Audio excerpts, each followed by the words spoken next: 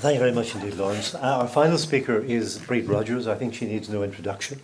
You remember her role in the SDLP, in the formation of the power-sharing executive, indeed in the creation of the Good Friday Agreement just over 20 years ago. But of course she came here from the south, effectively Donegal and Dublin, to Lurgan, County Armagh, on the cusp of all of these great changes and all this intensity, and she's going to tell us about that now. Can I ask you to welcome Bríd? Thank you.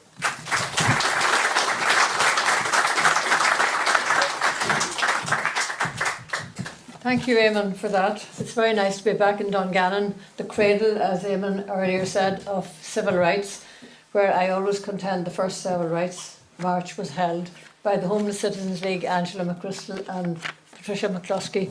That was a civil rights march which actually made a big impact in the town at the time. As Eamon said, I come from Donegal, from the Gaeltacht area, a very unlikely person to be involved in civil rights and northern politics.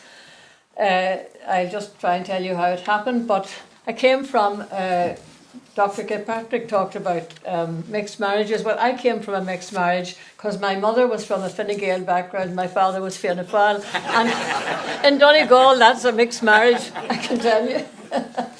But when I arrived in Northern Ireland in 1960, it was clear to me that, as the author of a book once entitled her book Northern Ireland, A Place Apart, and I very quickly realised it was indeed a place apart, because coming to live in Lurgan, I found a town where 47% of the community, which was nationalist, had no representation on the council, not even one councillor.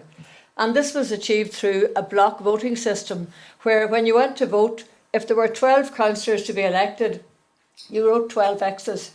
You wanted those 12 X's to be on the council. But if you were the 47% minority and there were people on the nationalist side voting, you gave them your X's, but you didn't have as many X's. So your block didn't count, and therefore the council was totally unionist. And then on top of that, of course, the councils did have considerable power in those days. They had power over health and education and planning and all of that. So it was important and it did have an impact. And then, regardless of your qualifications, getting a job in any of the areas that were controlled by the council was virtually impossible in Lurgan. And I found that hard to understand or take in. I then asked, why was there an I after my name on the electoral register? Because I couldn't understand it. And I was told, well, that's because you come from the south of Ireland and you're only allowed to vote in an imperial election. You can't vote in local government elections or in elections to Stormont as it was then. And of course that was to make sure that these awful people from the south coming into the north weren't going to upset the balance in Northern Ireland.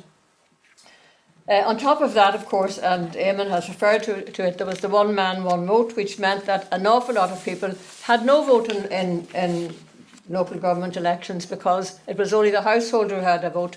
But the big companies and the corporations, of which there are quite a number at that time in Portadown and Lurgan, they had some of them 6 votes, some of them 10 votes.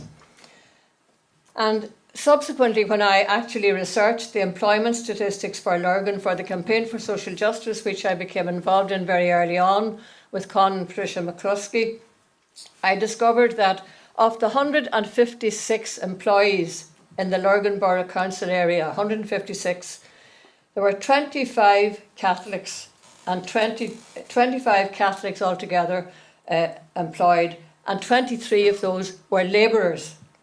In the local hospital, there were 13 consultants, full and part-time, all from the Protestant or Unionist community, 3 medical registrars, all from that community, 7 ambulance men, no nationalist, no Catholic, 7 cooks, even the Catholics couldn't even cook, obviously, 10 laboratory technicians, 14 clerical staff, all from the Protestant Unionist community. Not one. I think there was actually one woman employed as a cleaner in the swimming pool.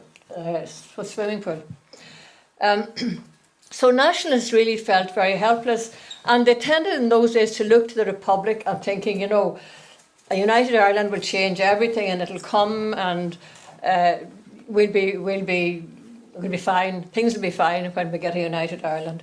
But the reality, of course, was that the south of Ireland were not interested, because governments there were looking after themselves. They were, in a sense, apart from rhetoric at election time and from the backs of lorries and all of that and the fourth Greenfield, they really had no interest in doing anything about the situation that Northern nationalists found themselves in. And of course, the rhetoric from the south actually created a problem, because it frightened the ordinary unionist people into thinking these people are going to take us over the first chance they get. So in fact, it was counterproductive, and it made absolutely no difference to the nationalist community.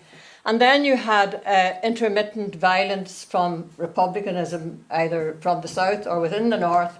And instead of changing the plight of nationalists, that actually made things worse, because it copper fastened the unionist determination to maintain the status quo, and it allowed the unionist politicians to dismiss any complaints about discrimination as just Republican propaganda.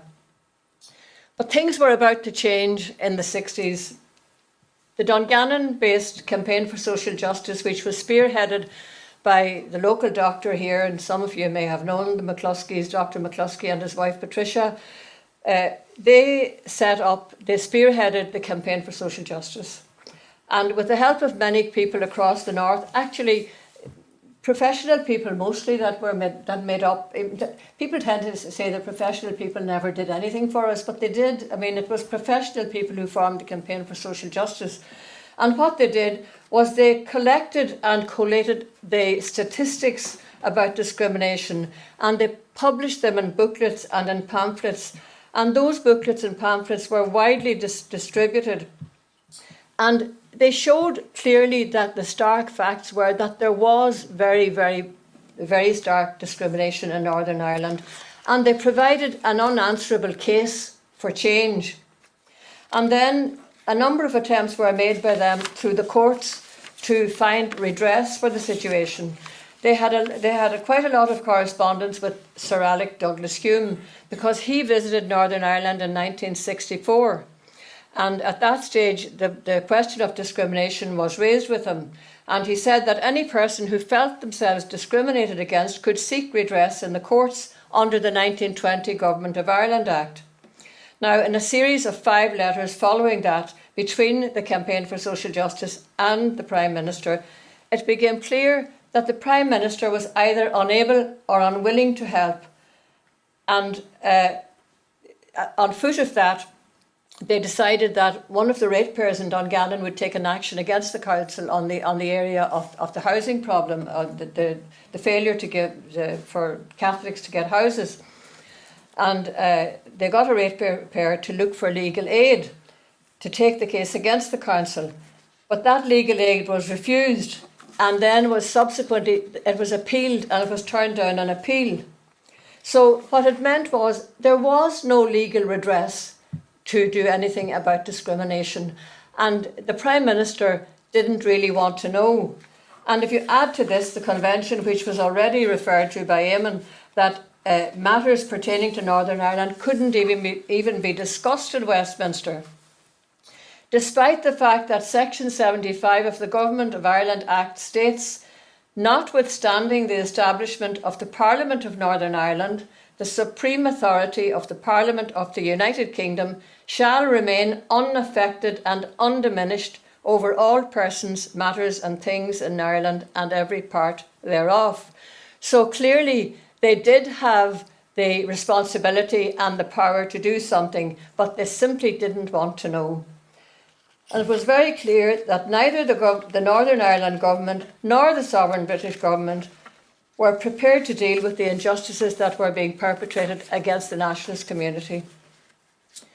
And so the civil rights movement was born, because there was no other way of getting change. Violence was counterproductive, couldn't do it through the courts. British government didn't want to know. Stormont government were quite happy because, in a sense, as John Hume often said, because they felt themselves to be a besieged minority, the only way they could keep themselves right was to maintain that position of majority, and therefore to do that they had to make sure that the minority community remained the minority. So the Civil Rights Movement was then born, and it was made up of the Northern Ireland Civil Rights Association, Derry Citizens Action, Derry Housing Association, the Campaign for Social Justice, People's Democracy. All of those people were part of the movement. And we met regularly in different parts of Northern Ireland to discuss and agree strategy. And the Republican clubs, the Northern Ireland Labour Party, Communist Party, all were represented. So it was a very broad church. But the thing about it is we had a very clear agenda, and it wasn't political in the sense of being party political. It was an agenda that everyone that was part of the movement could agree with. It was simply about, if we are British, let us have British rights. Now, having collated all the facts about the injustice in Northern Ireland and distributed them widely, the campaign for the McCluskeys then with the help of Jerry Fitt, managed to get the Campaign for Democracy in Ulster set up, which was led by Paul Rose, already referred to, and Kevin McNamara. And then with all of that gathering momentum behind the reality of discrimination and the need to deal with it, you had the massive peaceful demonstrations where thousands of people came onto the streets saying, we want British rights for British citizens. But they were met by violent counter-demonstrations by loyalists, which was backed up very often by the state forces, who actually did nothing. I remember having a civil rights march in Lurgan, and we were stopped at the top of Edward Street, which was the end of the nationalist area. We never could get into the centre of the town because that didn't belong to us. It was the same everywhere. And when we came to the top of Edward Street, we were told we couldn't proceed even into Church Place because there was a loyalist crowd, a mob, on the other side of the church, and they were going to attack us. And the police actually stood with their back to us, with their back to the loyalists facing us. In other words, we were the people who were the problem, not the loyalists who were about to attack us. But that's what happened with all the civil rights marches. It was a case of us being seen as the people, the troublemakers, even by the state forces. So I've lost my trend here. Anyway, we were asking for British rights, but the turning point actually came on the 5th of October in Derry, when for the first time the rest of the world was able to see what was happening in the north because of the violent attack on the marchers, which was shown across the world by RTE. And it was at that point that the British government actually could no longer refuse to face up to their responsibility, and things began to happen, and you had the Cameron Commission set up and various things. And very quickly the Derry Corporation was disbanded and replaced by a commission. Local government reform was introduced with a fair voting system. Housing was taken out of the hands of local government, and the need for equality in employment was fully accepted by the government. And all of this, the most interesting point of all, is that all of this was achieved within a few short years without a shot being fired or a bomb exploded.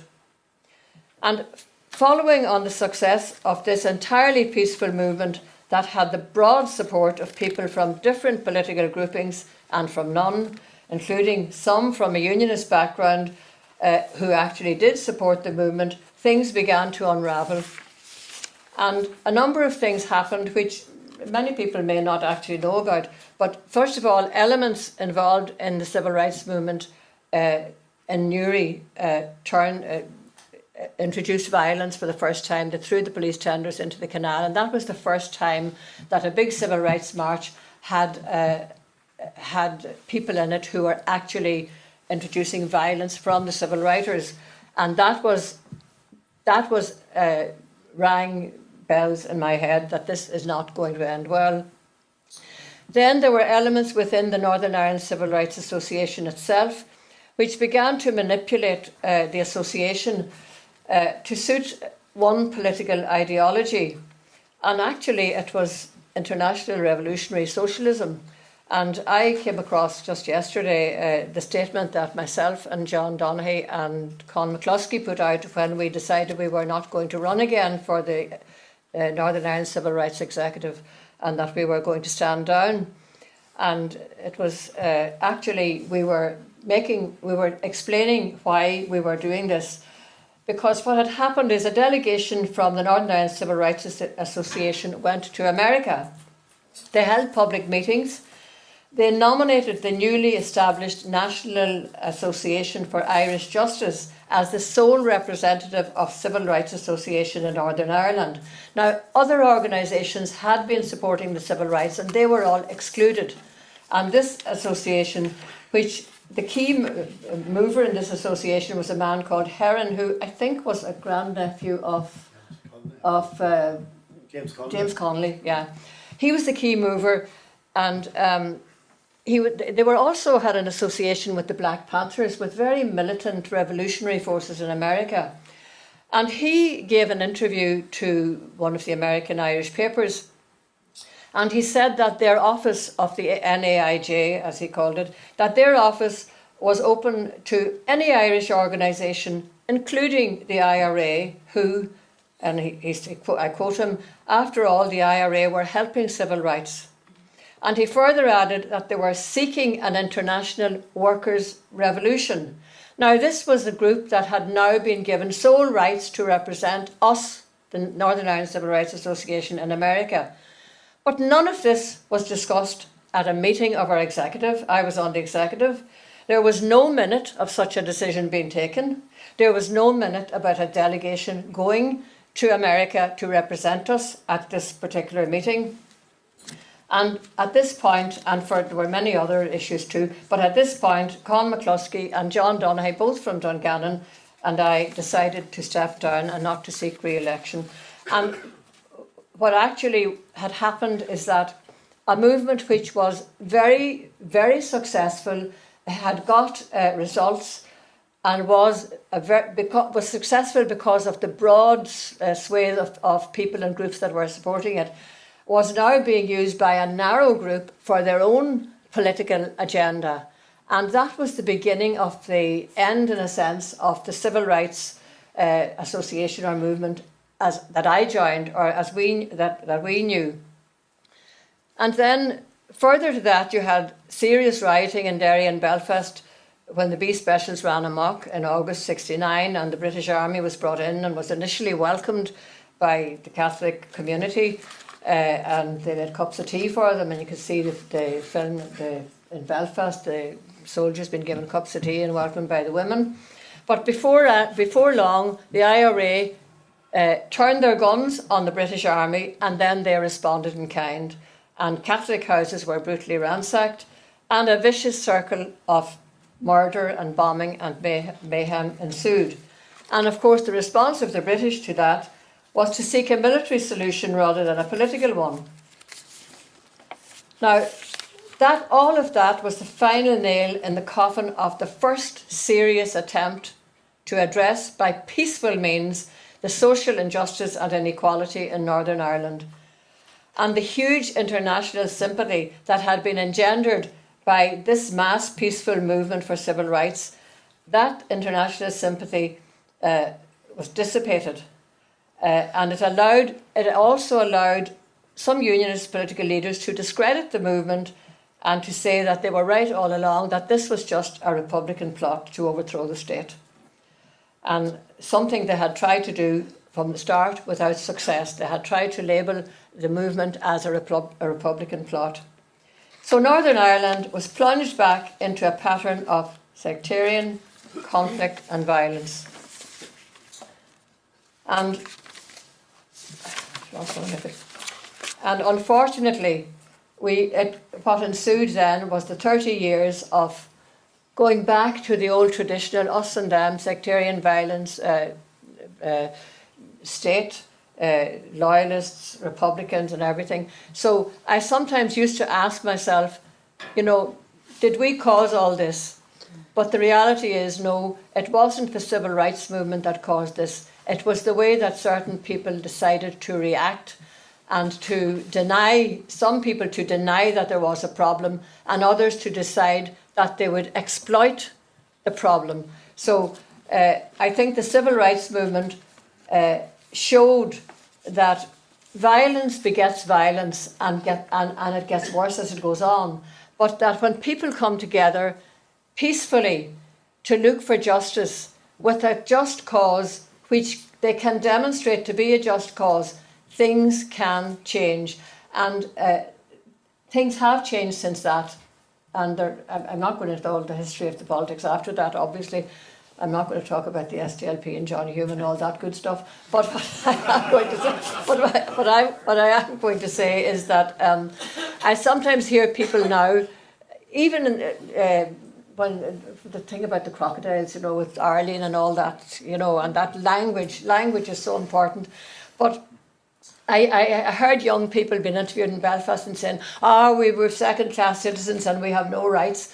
They don't know what it is like to be a second-class citizen. Because when I came to Northern Ireland, I found that I was joining a community where I was actually a second-class citizen. That is no longer the case. There is now redress through the courts.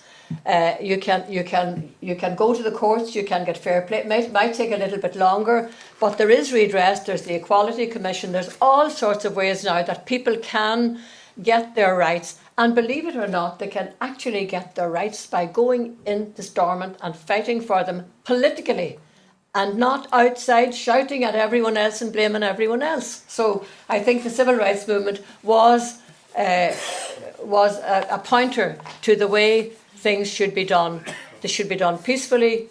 They should be done without creating conflict, and they should be done with getting broad support from as many people as possible for what is a just cause. Thank you.